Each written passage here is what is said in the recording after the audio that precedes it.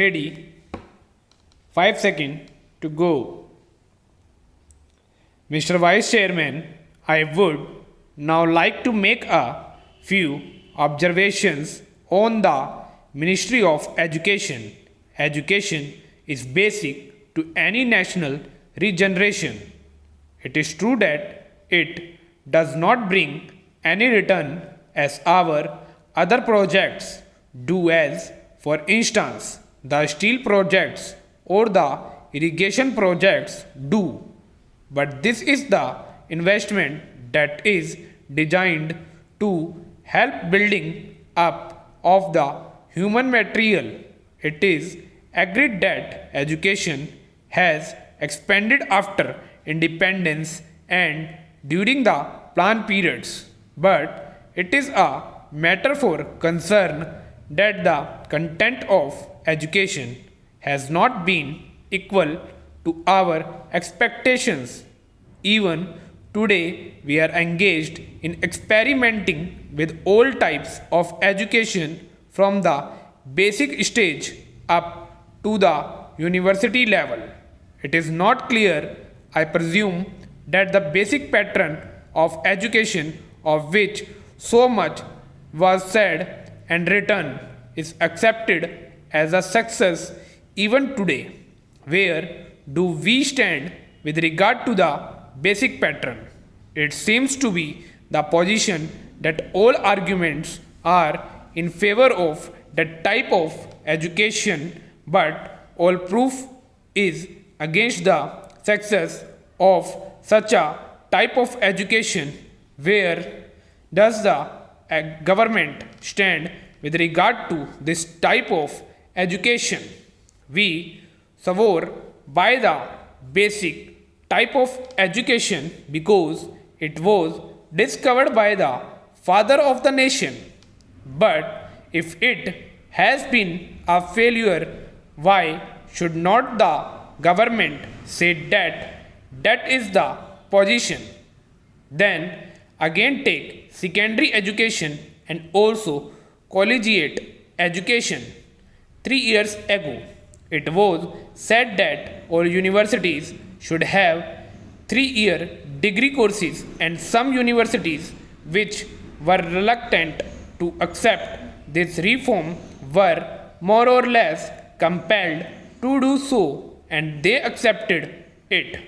Now, certain universities find that this scheme is not working satisfactorily, and they feel that they should have a 2-year course in the college before students could enter the degree course.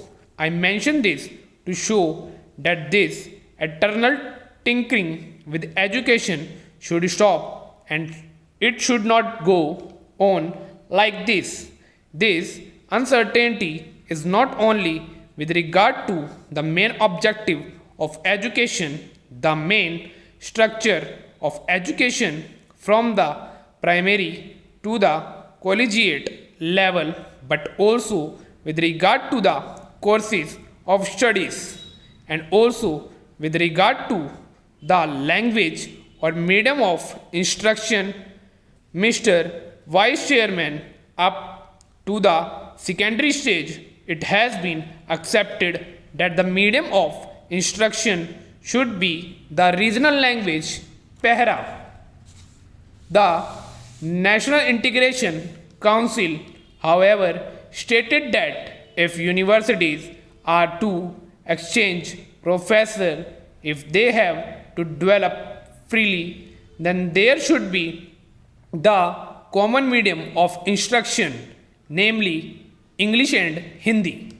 Now, at the latest National Integration Council meeting, we are told that the medium of instruction in the colleges should also be the regional language ultimately, and if that comes to pass, I ask, how will national integration be achieved?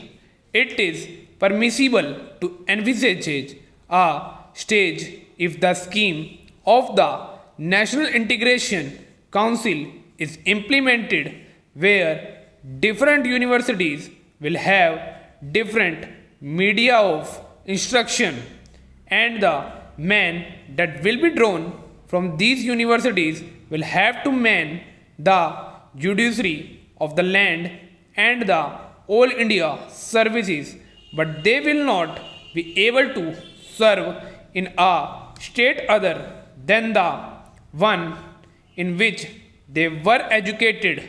How can integration be achieved? We are working at cross purposes. Pehra. It is time that a high power body was appointed to hammer out a national scheme of education having integration as the basic aim and to implement it systematically. The present method of meddling at every stage of education, the present climate in which we are not clear about the medium of instruction at different stages, is causing concern to the parents, to the pupils, and weakening the country in the process. This is a major problem at this stage of the development of the country. Pehra.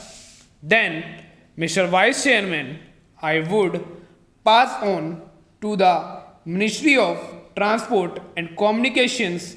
According to this ministry, we are to build a system of national highways, provincial on state highways, and integrated system of communications from the village upwards, but the central government is concerned with the construction of national highways. It is good to have a fine system of national highways. It also serves as a physical link for integrating the nation.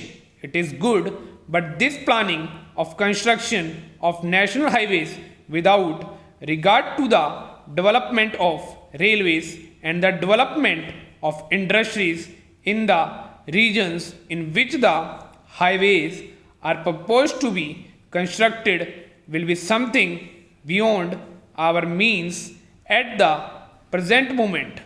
Assuming that we have a network of national highways, are they to be put to immediate use?